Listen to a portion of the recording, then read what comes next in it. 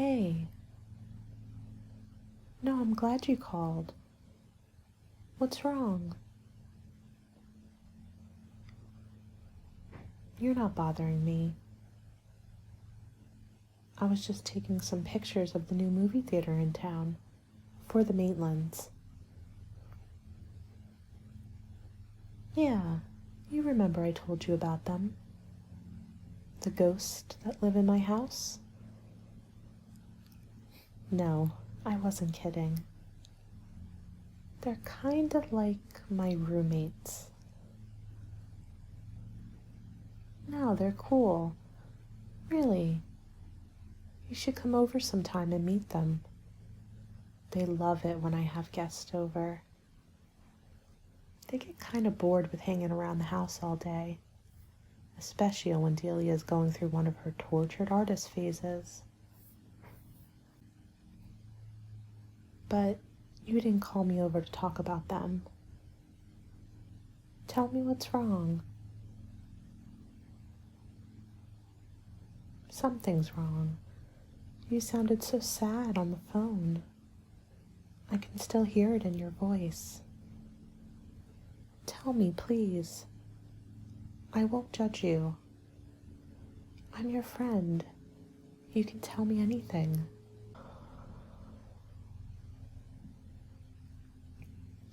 What? Who laughed at you? Did they say anything?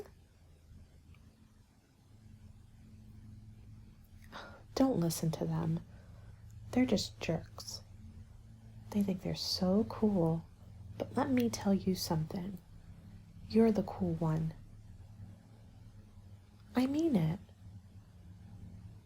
You know, when I first moved here to Connecticut, I was completely miserable.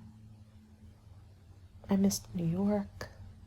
My stepmother and I were not getting along, and I just felt so utterly alone. My life was like one big dark room from which I felt I couldn't escape. Honestly, I even contemplated suicide. But then 2 amazing things happened to me. First, I met the Maitlands.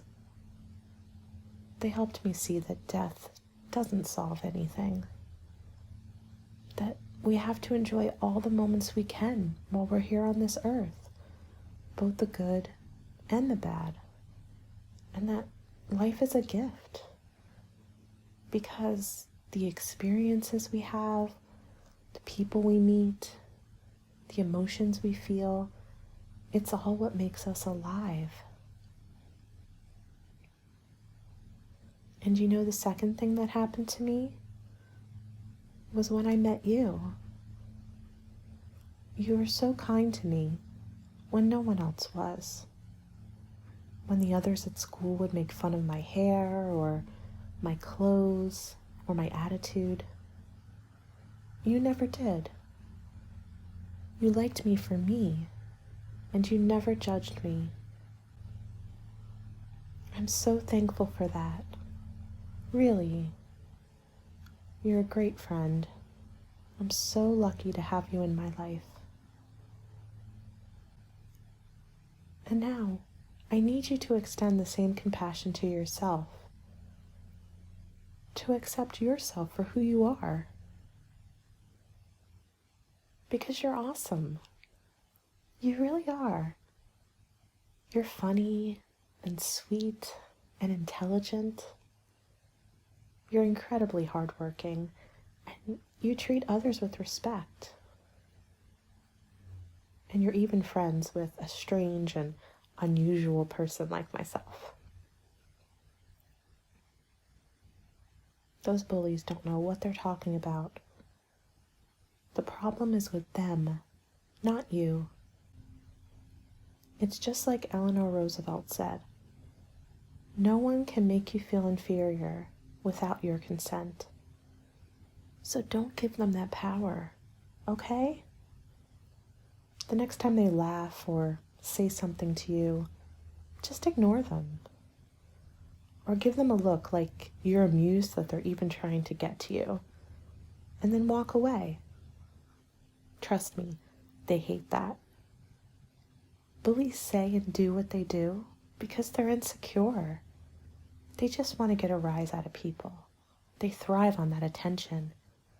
So don't give it to them, because there's nothing they hate more than when people ignore them. Take it from me, I've dealt with enough bullies in my lifetime. There are times where I've stood up to them or argued back, particularly when they've said something I've disagreed with or was outwardly hateful. And sometimes it worked, but oftentimes it just descended into a screaming match, and none of us won that game. Other times, I just got really sullen and depressed and realized, why should I let them hurt me? There's no room for haters in my life. So now, I just don't engage.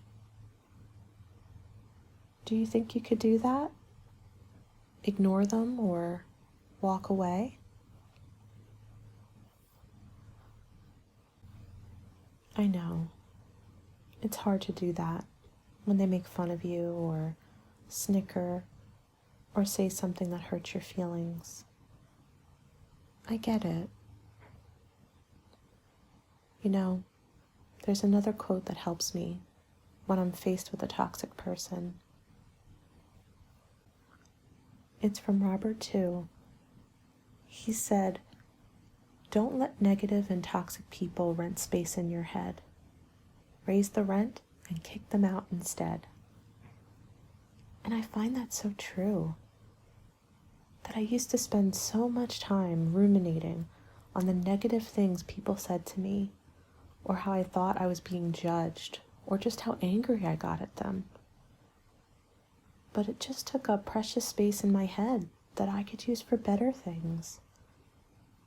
So now, when I start thinking about negative things or people, I try and change that to focus on the positive people in my life. Like my father, who teaches me how to relax and enjoy the small things, like a sunny day, or a lovely cup of tea, or a quiet meadow. And the Maitlands, the times we spend together, dancing to music.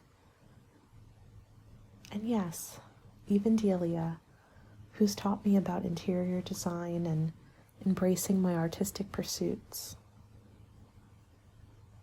And sometimes I just have to get out of my head and engage in activities that I enjoy, like writing in my journal or taking photos. Hey, I have an idea. Why don't we visit the park and take some photos of nature? That always cheers me up. Are you interested? Yeah? Good. Let's go.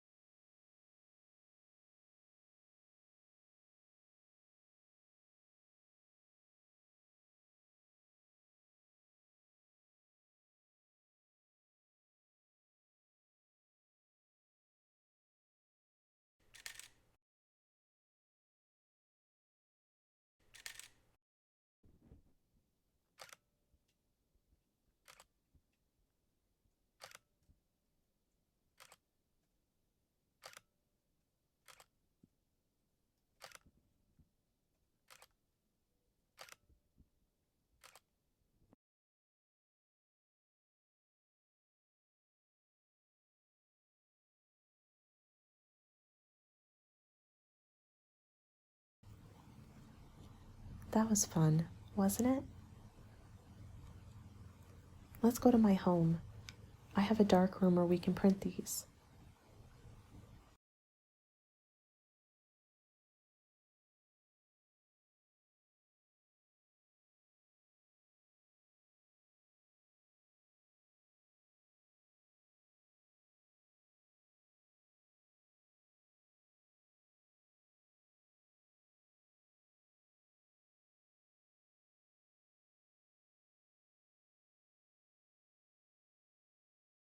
Go. Almost done. Me? Oh, I've been taking photos since I was a little kid. My mom, before she passed, she gave me this camera. She told me that through this lens, I could see the world for what it truly was. I could peer through the illusion and see the truth. And you know what? She was right. It was through this lens that I saw the Maitlands for the first time, standing by the attic window in our new home. It was through this lens I scared them into shedding their silly ghost disguises and to reveal themselves to me. Because the flash doesn't lie. It captures the beauty and the darkness in everything. There, all finished. I think we did a great job, don't you? Come on, let's grab some hot cocoa and go to my room. I have some records we can play.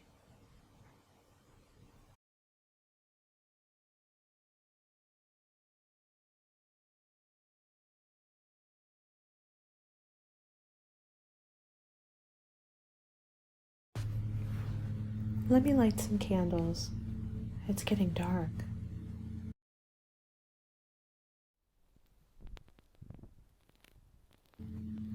I prefer candles to artificial light. I hope that's okay. Good. So, how are you feeling? Better? Are you just saying that, or are you really feeling better? Okay, I just need to ask. Is there anything else that's making you feel sad? Anything at all?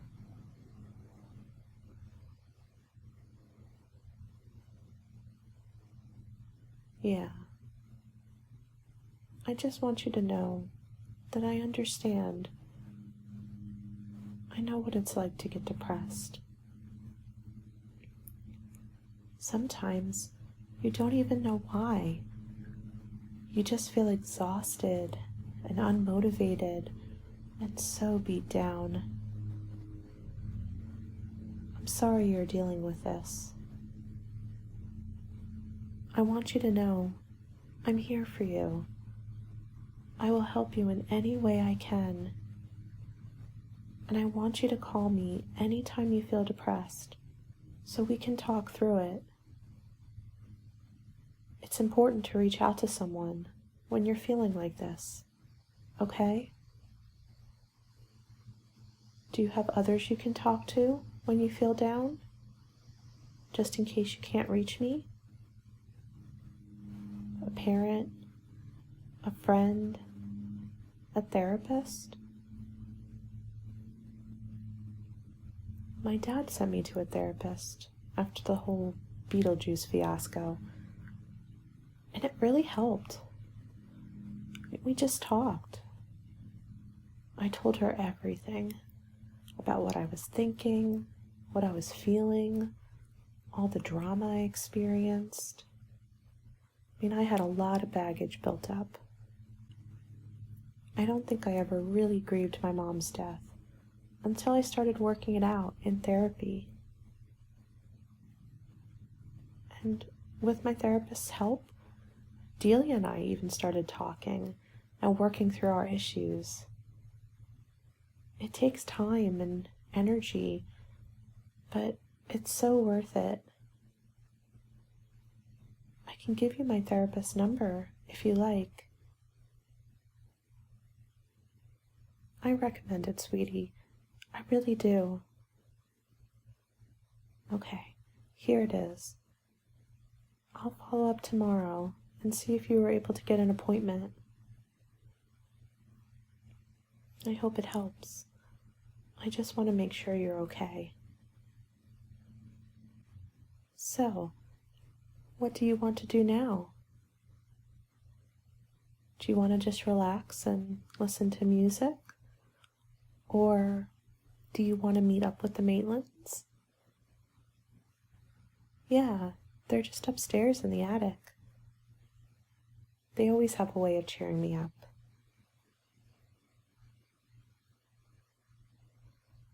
Sure, let's go.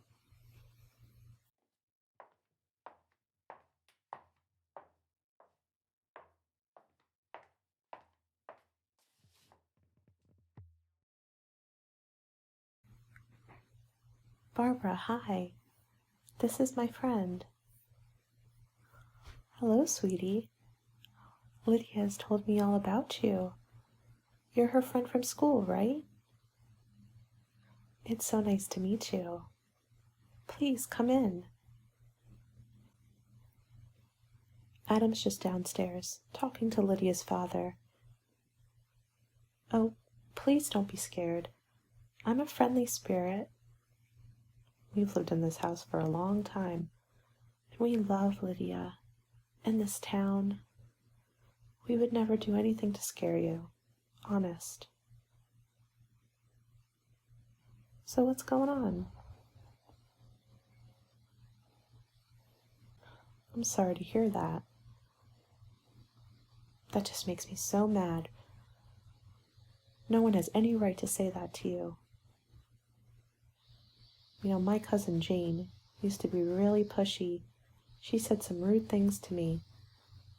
Adam used to always encourage me to stand up to her, but I didn't. I let her say whatever she wanted to me. I never stood up for myself. And then I'd feel lousy and bad about myself. But now, I'm wiser. I'm not a pushover anymore. And you shouldn't be either. Stand up for yourself. No one has the right to make you feel bad. And if they do, you need to address it with them. And if they continue doing it, just cut them out of your life. I've had to do both since becoming deceased. That guy Beetlejuice who was bothering us, I'm sure Lydia told you about him. We don't see him anymore. He brought too much chaos and darkness to our lives. He had to go.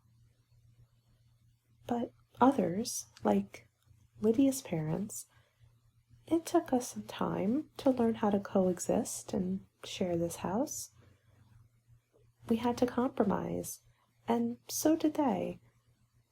Now there's things that annoy us about each other, but we respect each other's boundaries, and we apologize if we ever offend the other, and it works.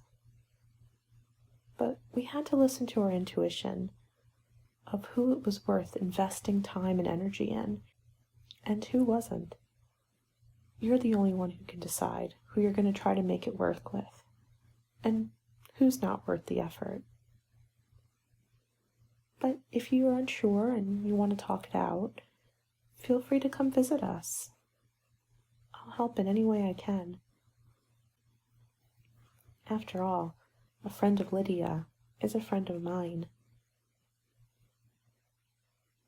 Okay? Good. I can see you're a little bit curious about me. If you want to ask me some questions, I don't mind.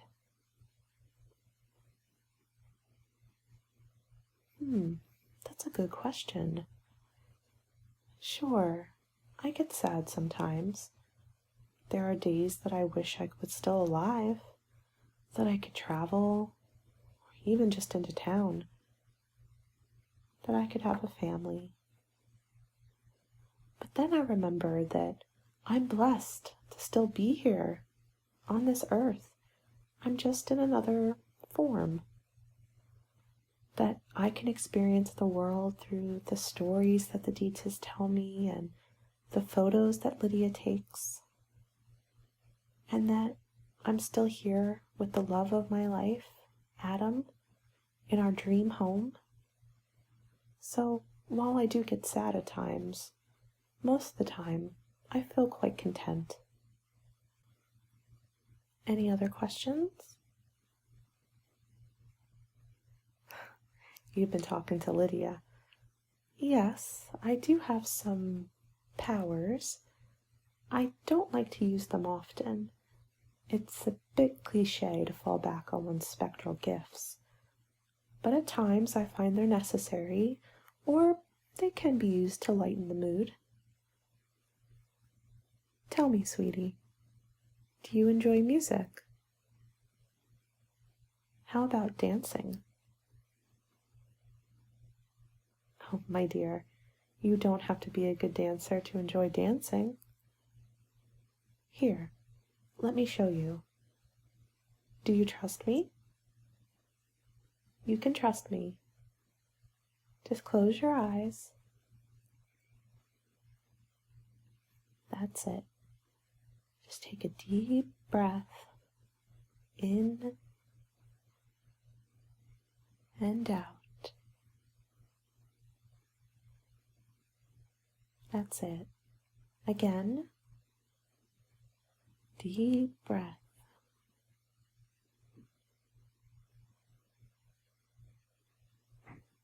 Just relax your mind and your body. Let your body get heavy as it sinks into the bed or the chair that you're in.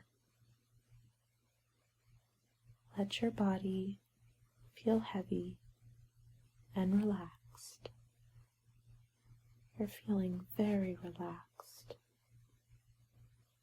With each breath in, find yourself relaxing even more. And with each breath out, let go of any tension that you're holding.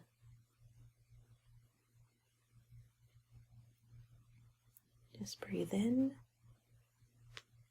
and relax. And breathe out and let it go.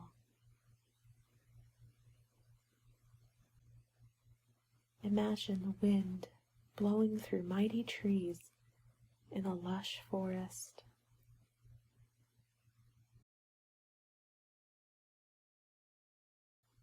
See the gentle waves of a sandy beach.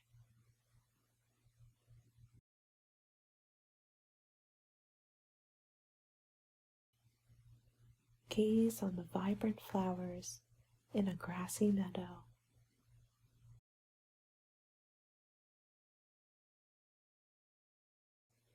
Hear the laughter of children.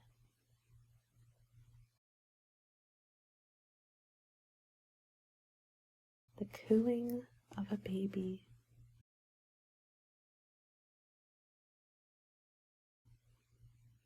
Smell the scents of vanilla,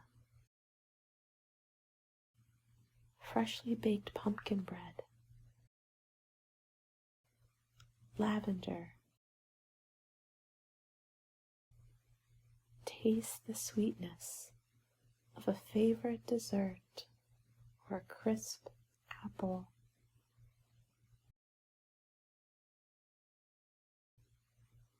And feel the gentle caress of silky sheets on your bare skin.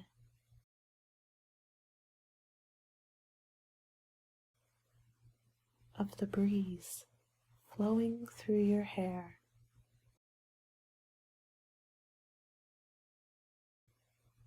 Of a warm hand holding yours.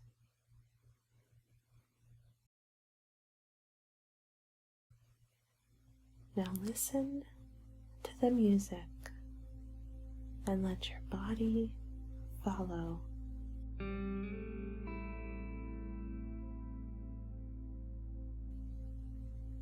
Don't try and force it or control it. Just let go and allow the music to guide your mind and imagination to a happier place.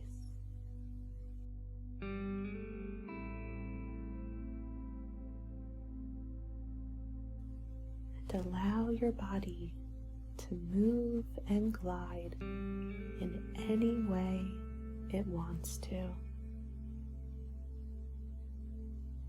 Just let go.